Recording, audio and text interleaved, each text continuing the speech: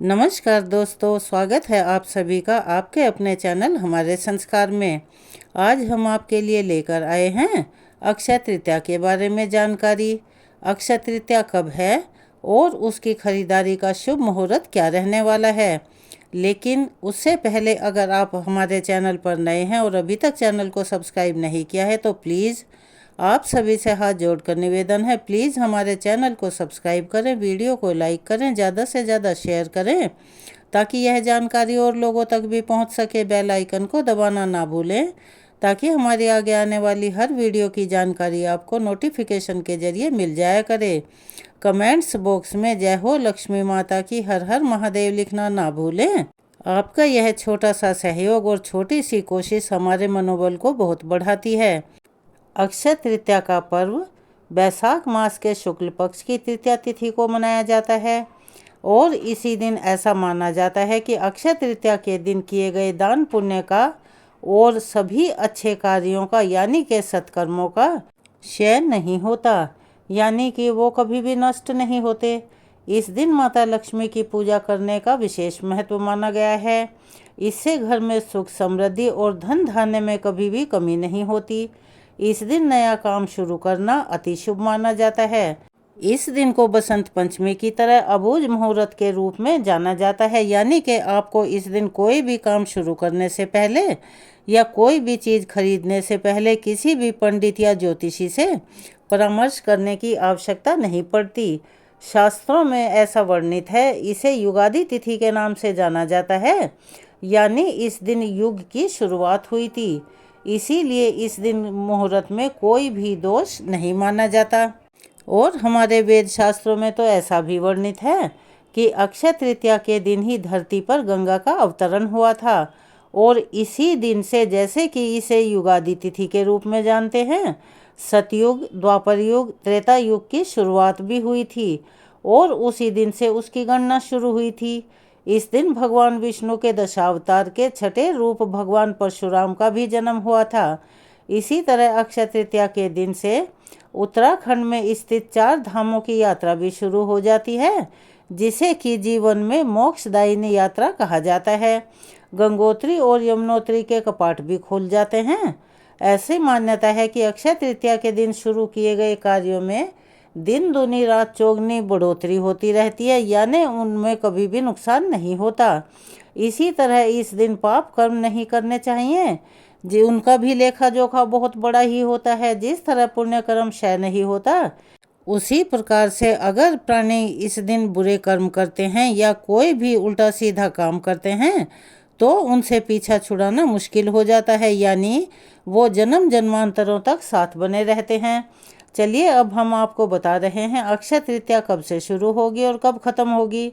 29 अप्रैल को शाम 5:32 से अक्षय तृतीया की शुरुआत हो जाएगी और अगले दिन यानी कि 30 अप्रैल को दोपहर 2:13 तक विद्यमान रहेगी। उदया तिथि, जिसे कि हमारे सनातन धर्म और हिंदू धर्म में बहुत पवित्र माना जाता है, उसकी वजह से अक्षय तृतीया 30 अप्रैल यानी कि दिन बुधवार को मनाई जाएगी। लेकिन ध्यान देने वाली बात यह है कि भले ही अक्षय तृतीया दोपहर 2:13 पर समाप्त हो जाए, लेकिन उदया तिथि होने की वजह से बुधवार के दिन पूरे दिन ही अक्षय तृतीया का महत्व बना रहेगा। इस कारण आप पूरे दिन खरीदारी या कोई भी जो काम आप शुरू करना चाहते हो कर सकते हैं। लेकिन अगर हम बात करें शुभ मुहूर्त की, तो आप दोपहर 2:13 से पहले 30 अप्रैल को अपने धर्म कर्म से संबंधित कार्य, नए कार्य की शुरुआत, जो भी आपको खरीदारी करनी हो अथवा दान पुण्य करना हो या कोई विशेष उपाय करना हो, तो वह दोपहर तक ही करना शुभ रहेगा और सर्वोत्तम माना जाएगा। अक्षय तृतीया के दिन माता लक्ष्मी और भगवान विष्णु का पूजन अति शुभ माना जाता है और घर में बरकत करने वाला होता है। इसीलिए अक्षय तृतीया के पूजा का मुहूर्त 30 अप्रैल को सुबह 5:41 से दोपहर 12:18 तक रहेगा। और इसी तरह अगर बात करें खरीदारी की, तो सोना खरीदने का शुभ समय भी सुबह 5:41 से दोपहर 2:12 तक ही रहेगा। इसीलिए अगर संक्षेप में बताएं तो आपको शुभ कर्म करने के लिए, पूजा करने के लिए और ख़रीदारी करने के लिए 8 घंटे 30 मिनट का समय मिलेगा। आप इस समय में ही अपने सभी कार्य निपटा सकते हैं और भगवान की कृपा प्राप्त कर सकते हैं।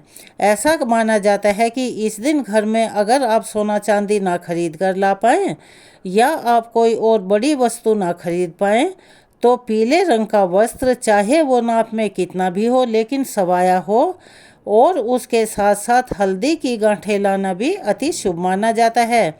जैसा कि सभी जानते हैं, साबुत धनिया के बीज भी माँ लक्ष्मी को अति प्रिय हैं। अतः आप कुछ भी ना खरीद पाएँ तो थोड़ा सा धनिया ही लेकर आ जाएं और उस धनिया को पूजा के उपरांत अपनी तिजोरी में रख सकते हैं। और अगर आपके पास धनिया ज़्यादा है तो आप किसी गमले में बो सकते हैं। उसमें धनिया बोने के साथ एक सिक्का रख दें या 11 सिक्के रख दें, फिर या 21 सिक्के भी रख सकते हैं। जब धनिया के बीज उग जाएं, धनिया को इस्तेमाल करें और जो सिक्के उसमें आपने रखे हुए थे यानी कि मिट्टी में गाड़े हुए थे, उन्हें निकाल कर आप साफ करके लाल कपड़े में लपेटकर अपनी तिजोरी में भी रख सकते हैं, जिससे कि आपके घर में हमेशा अन्न धन बना रहेगा, कभी भी सुख समृद्धि और शांति भी खत्म नहीं होगी। इसीलिए आप उन धनिया के बीजों का ऐसे इस्तेमाल कर सकते हैं। अगर धनिया के बीज ज़्यादा हैं तो आप उन्हें गमले में बो भी सकते हैं और गमले की मिट्टी में 1, 11 या 21 सिक्के भी दबा दें।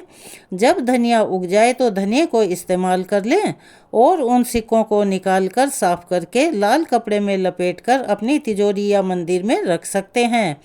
यह थी आज की जानकारी। आपको कैसी लगी कमेंट्स बॉक्स में अपनी राय अवश्य ही लिखें।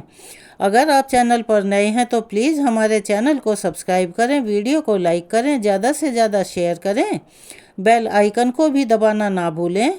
अपना सहयोग और प्यार हमें ऐसे ही प्रदान करते रहें। कमेंट्स बॉक्स में जय हो लक्ष्मी माता की, ओम नमो भगवते वासुदेवाय नमः, हर हर महादेव लिखना ना भूलें। अपना प्यार और सहयोग हमें ऐसे ही देते रहें। धन्यवाद।